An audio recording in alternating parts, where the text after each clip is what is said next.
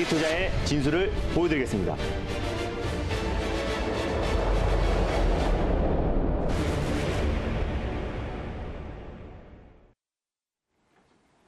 안녕하세요. 달릴까 말까 송다음입니다. 안녕하세요. MBN골드 김준호 매니저입니다. 네, 매니저님 연휴 잘 보내셨어요? 네, 잘 보냈습니다. 연휴가 길어서 오늘 이제 월요일 개장할 때 많은 분들이 좀 관심을 가지셨던 것 같은데 시장은 일단 좀 부진하게 시작을 했지만 그래도 코스닥 지수는 지금 좀 빨간불을 켜고 있는 분위기예요. 네. 저희가 지난주에 살펴봤던 종목들 하나하나 좀 리뷰를 해주시면서 시작을 해야 될 것 같은데 네.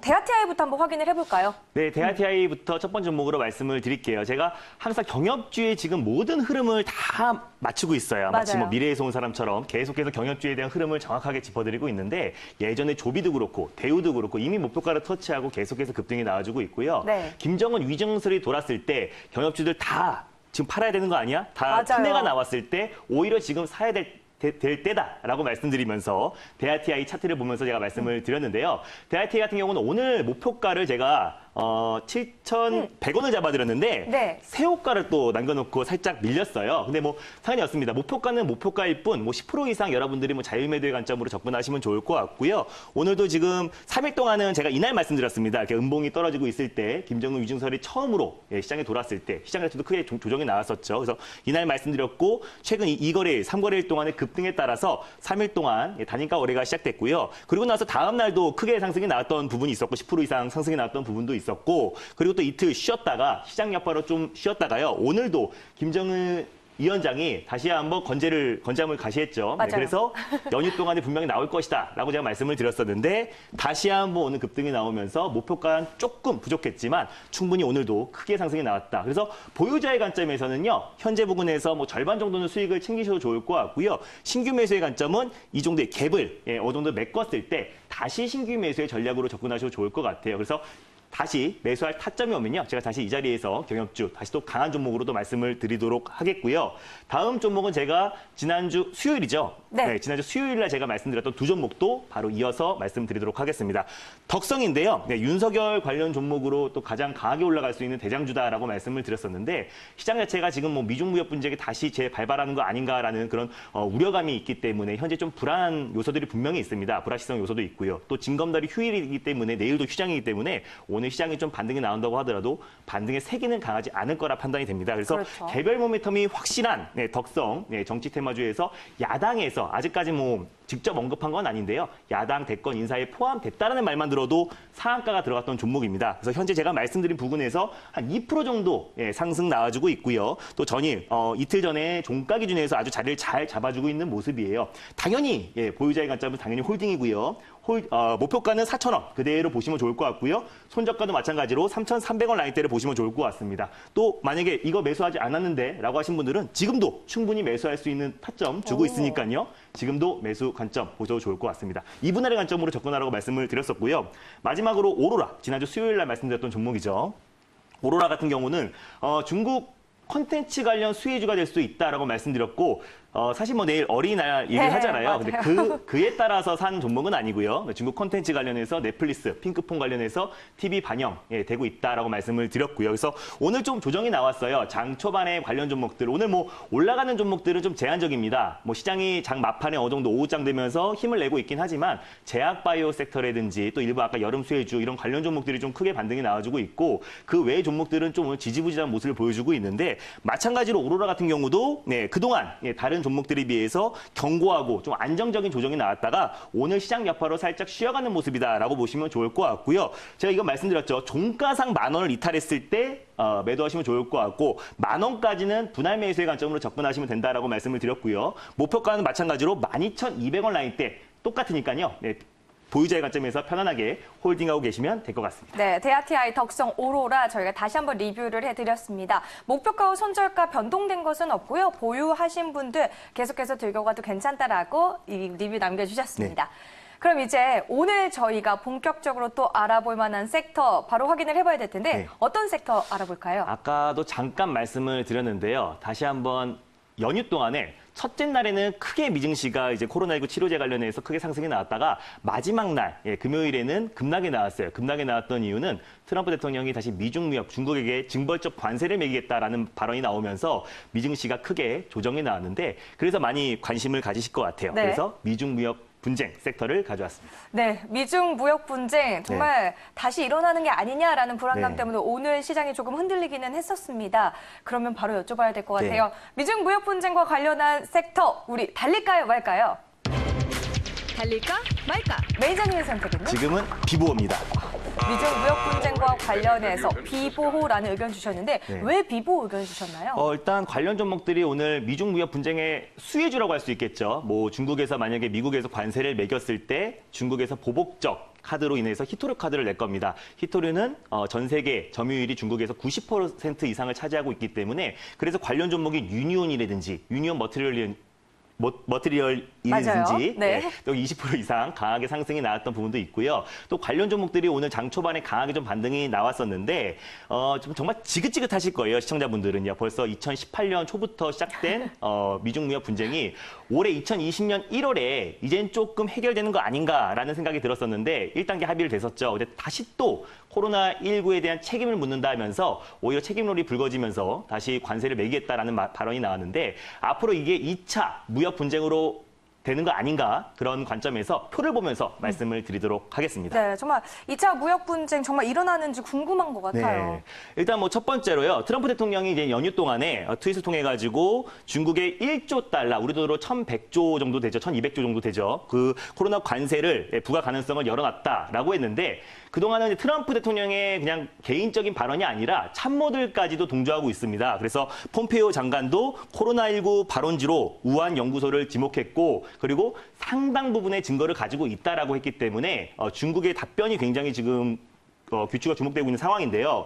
일단 지금 중국 매체에서는 계속해서 뭐 트럼프의 발언이 뭐 코미디다. 그리고 또 일고의 가치도 없는 발언이다라고 발언을 했는데 연휴 동안 지금 중국도 지금 노동절 연휴입니다. 노동절 연휴이기 때문에 내일까지 휴장을 하고요. 6일부터 이제 다시 개장을 하는데 6일 내일 또는 그리고 6일에 중국 상무부나 중국 당부에서 어떤 발언이 나올 가능성도 굉장히 높고요. 왜냐하면 중국은요. 미중 무역 분쟁은 원치가 않아요. 그래서 1단계 합의 때도 중국에서 많은 양보가 있었었는데 중국은 또 체면을 중시를 합니다. 체면을 중시하고 있기 때문에 목숨보다도 체면을 더 중시하기 때문에 이번에 트럼프 발언에 대해서 어떤 또 강력한 발언이 나올지 그것도 한번 봐야 체크 포인트가 될 것 같아요. 그래서 제가 미중 무역 수혜주 관련 종목들은 이미 좀 급등이 나왔는데 모든 종목들을 다 지금 매수해야 된다는 관점에서 말씀드린 게 아니라 선별적으로 어떤 종목을 매수하되 단기 트레이딩 관점으로 또 이번 주만 딱 놓고 봤을 때 6일 또는 그리고 이번 주 초반 정도만 보고 대응 가능하신 분들 그리고 관점에서 제가 말씀을 드린 거고요. 그래서 관련 수혜주 한 종목을 말씀드리도록 하겠습니다. 네, 미중 무역 분쟁과 관련해서는 비보호라고 의견 주셨지만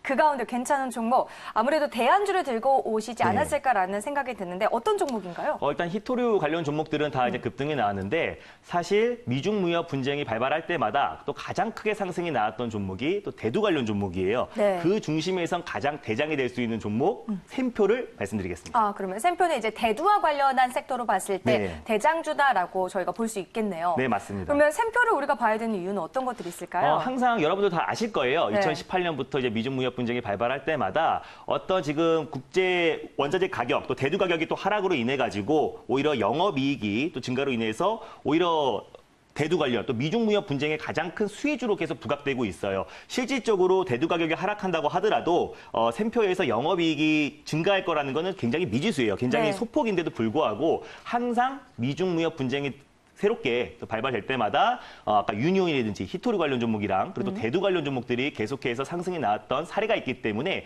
지금은 약간 테마성으로 이슈성으로 관련 종목들을 유심히 보시고 단기 트레이딩 관점으로 접근하시면 좋을 것 같습니다. 네, 그러면 샘표 가격 전략은 네. 어떻게 세워주실 자, 일단 건가요? 샘표 같은 경우는 오늘 장 초반에 20% 이상의 또 급등이 나왔던 부분이 있었는데요. 또 오후장 되면서 어느 정도 좀 윗꼬리를 달면서 좀 조정이 살짝 나와주고 있는데 현재가 기준에서 15% 43,500원 기준에서 여러분들이 매수하시면 좋을 것 같고요.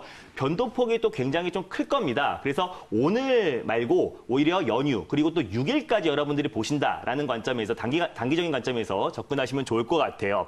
그래서 최근에 1월 달에 1단계 미중무역 협상이 됐을 때도 크게 급락이 나오지 않았어요. 조정이 나왔을 때는 오히려 최근에 코로나19 여파로 인해서 크게 한번 조정이 나왔던 사례고 오히려 주가는 다시 코로나19 전 주가로 회귀하고 있다라고 보시면 좋을 것 같고 오늘 하루만 놓고 봤을 땐 크게 상승이 나왔던 것 같지만 오히려 주가를 크게 여러분들이 길게 보시면요. 오히려 이제 주가가 적정 주가에 와 있다라고 보시면 될 것 같아요. 그래서 현재가 기준에서 제가 1차 매수의 관점으로 접근하시면 좋을 것 같고요.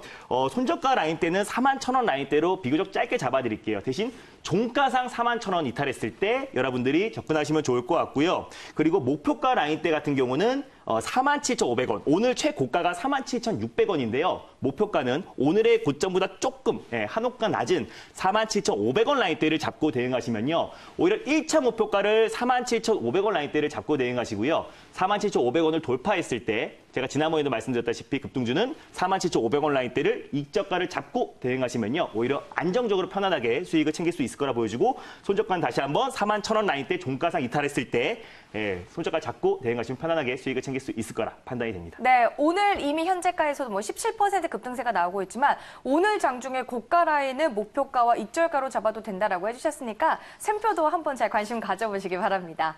저희가 이제 두 번째로 알아볼 섹터는 어떤 섹터일까요? 오늘 장 초반만 하더라도 시장이 좀 불안정했어요. 네. 그러면서 여름 수혜주들, 또 에어컨 관련, 또 공조기 관련 종목들이 일제히 다 급등이 나왔는데 그래서 시청자분들이 많이 궁금해하실 것 같아서 여름 수혜주 관련 섹터를 가져왔습니다. 이미 오늘 일기예보를 보니까 경상도는 30도라고 네, 하더라고요. 맞아요. 한여름이 오는 것 같다라고 말씀하시는 분들이 덜어 있는데 여름 수혜주는 달려야 할까요? 말아야 할까요?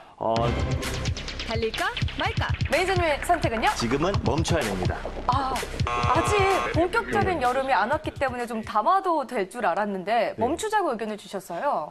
오늘 전일 서울 같은 경우가 일단 27.4도였고요. 또 데프리카라고 하죠. 대구 같은 경우가 31도까지 올랐어요. 그래서 그 뉴스가 나오면서 오늘 일제히 반등이 나왔는데 그 뉴스 때문에 올라갔다기보다는 오늘 아침에 시장이 좀 불안했는데 좀 수급이 집중됐던 경향이 있어요. 근데 물론 올해가 예년보다는 훨씬 더울 것이다라는 평가가 나오고 있는데 관련 종목들은 좀 중장기적인 관점에서는 지금도 오히려 담아야 될 때는 맞지만 전 단기 트레이딩 관점으로 말씀을 드리기 때문에 오늘 좀 일제히 급등이 나왔을 때 굳이 추격 매수보다는 시장이 지금 순환매가 지금 빠르게 돌고 있습니다. 그렇기 때문에 오히려 지금은 살짝 신규 매수의 관점은 멈추고요. 대안이 될 수 있는 강력한 종목을 말씀드리도록 하겠습니다. 정말 말씀해 주셨다시피 오늘 시장에서 여름 수혜주 파세코도 급등이 나왔었고 이전에 말씀해 주셨던 종목이 오텍이잖아요. 오텍도 급등이 나왔더라고요. 네, 일단 오텍 같은 경우는 의료기기도 있지만은 캐리어죠. 캐리어 에어컨이라든지 공조기를 다루고 있다. 그래서 그때도 말씀드렸습니다. 똑같이 올해가 예년보다 더 더울 것이니까 에어컨 수요량이 오히려 증가하고 있다라고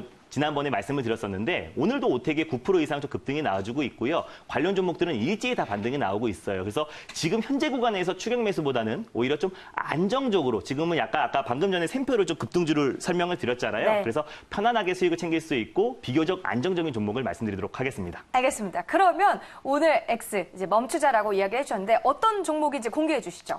자, 일단 두 번째로 소개해드릴 종목은요. 여러분들 많이 아시는 종목인데요. 후성을 말씀드리겠습니다.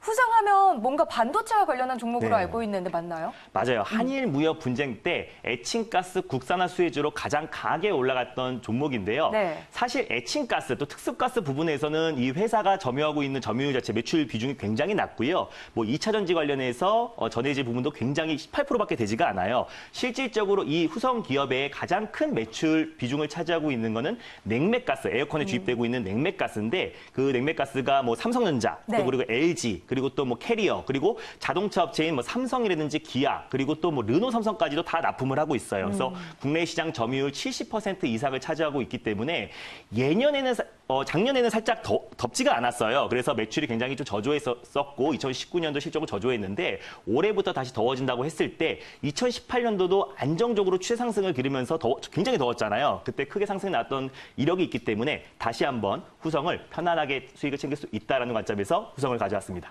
알겠습니다. 후성에 대해서 이제 전반적인 이야기를 해주셨고 네. 지금 대안주로 설명을 해주셨는데 차트 보면서 가격 전략까지 함께 세워주시죠. 자, 일단 후성 같은 경우는요. 지난번에 쪽이 상승이 나왔던 부분은요. 에칭가스 국산화 수혜에 관련해서 가장 크게 상승이 나왔던 부분이고요. 또 차트를 여러분들이 다시 한번 당겨보시면은 2018년도 6월 달에도 굉장히 더웠었는데 그때 크게 상승이 나왔던 사례가 있었습니다. 지금은요, 반도체 관련 종목들이 일제히 지금 최근에 반등이 나왔던 부분이 굉장히 저조했어요. 다른 종목들에 비해서는 반등폭이 굉장히 저조했습니다. 뭐 제약바이오 섹터라든지 뭐 코로나19 관련 종목들은 크게 상승이 나왔는데 IT 관련 종목들, 특히 반도체 소부장 관련 종목들은 반등폭이 굉장히 낮았습니다. 급락이 9,700원 대비 4,600원, 반토막 이상이 났는데도 불구하고요. 반등폭은 막 40%밖에 지금 나오지 않고 있었는데 오히려 지금 현재 부근에서 오히려 안정적으로 또 그리고 여름 수혜주가 계속해서 부각이 되고 올 여름이 굉장히 덥다라고 했을 때 냉매가스를 납품하고 있는 후성이 오히려 안정적으로 수익이 날 수 있을 거라 판단이 되고요. 또 과대 낙폭에 따른 가장 큰 수혜주가 될 수 있다라고도 판단이 됩니다.